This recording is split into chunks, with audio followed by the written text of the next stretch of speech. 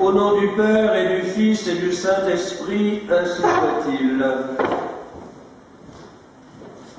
Nous venons d'entendre dans le Saint-Évangile, entrant dans la maison, ils trouvèrent l'enfant avec sa mère. Et immédiatement nous est donné l'enseignement que nous ne pouvons trouver Jésus qu'en passant par Marie. Que Jésus est inséparable de sa mère, ad Iesum per Mariam, à Jésus par Marie. C'est elle qui a accueilli les bergers, c'est elle qui en ce jour accueille les mages, c'est par elle aussi que nous devons passer pour aller à Jésus. Faisons nôtres ces admirables paroles de saint Bernard. Si Jésus est la source, Marie en est le canal. Si Jésus est le brillant soleil, Marie en est la douce aurore. Si Jésus est la paix, Marie en est la messagère. Si Jésus est le ciel, Marie en est la porte. Si Jésus est le fruit béni dont se nourrissent toutes les générations, Marie est l'arbre fécond qui l'a produit. N'allons pas croire qu'en honorant la mère, nous oublions le Fils. Bien au contraire, en honorant la mère, nous faisons la joie du Fils de Dieu.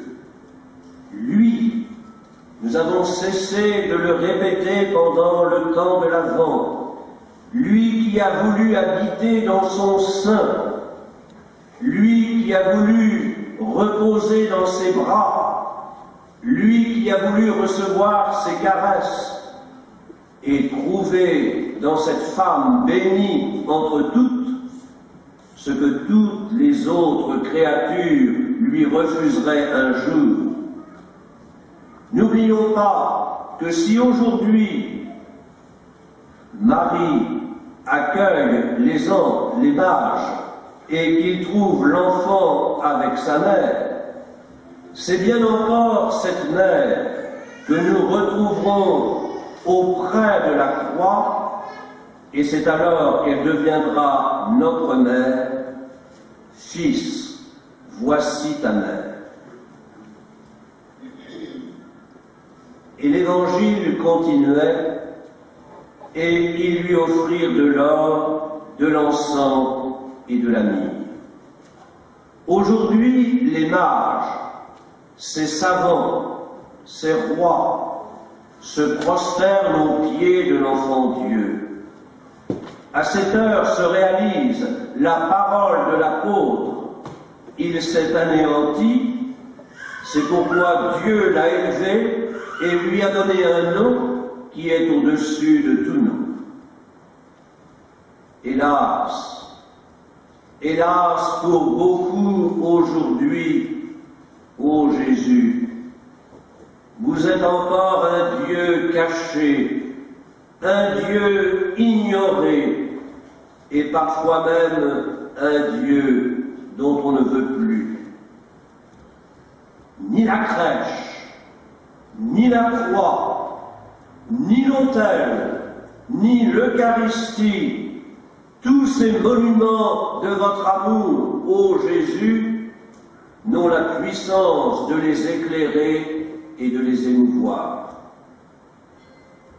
Combien de baptisés ont passé ce Noël et cette Épiphanie comme de véritables païens. Les cadeaux n'ont pas manqué, les repas, les spectacles, les sapins, que sais-je. Mais pas un seul instant, ô Jésus, une place pour vous. Renouvelant ainsi le premier des Noëls, il est venu chez les siens. et les siens ne l'ont pas reçu. Quant à nous, en cette fête de l'Épiphanie, redisons à Jésus qu'il est notre roi, le roi de nos cœurs, le roi de nos vies, et que ce ne soit pas simplement une belle expression, mais offrons-lui l'encens de nos prières, de nos louanges et de nos adorations.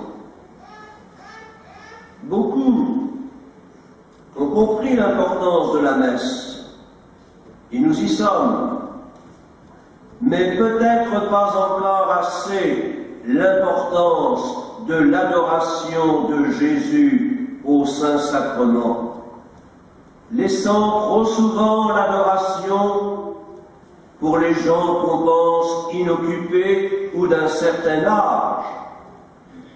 Mais l'adoration n'a pas encore suffisamment imprégné la spiritualité des chrétiens de tous les âges.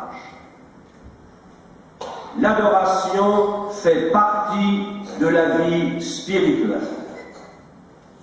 Alors, adorons notre Seigneur, offrons-lui l'encens de nos louanges. Offrons-lui aussi la myrrhe de nos sacrifices, de nos douleurs, de nos larmes, de nos épreuves qui ne manquent pas. Maladie, deuil, séparation, solitude, incompréhension, que tout cela ne soit pas perdu, mais offert. Offrons l'encens de nos prières, offrons la myrrhe de nos souffrances. Et plus que jamais, jetons-nous aux pieds de ce petit enfant, notre divin roi. Nous entendons dans le monde entier des chrétiens persécutés et mourants pour le Christ. Nous entendons des attentats, des otages exécutés, par ici des inondations, par là telle catastrophe. Où va le monde sans Dieu?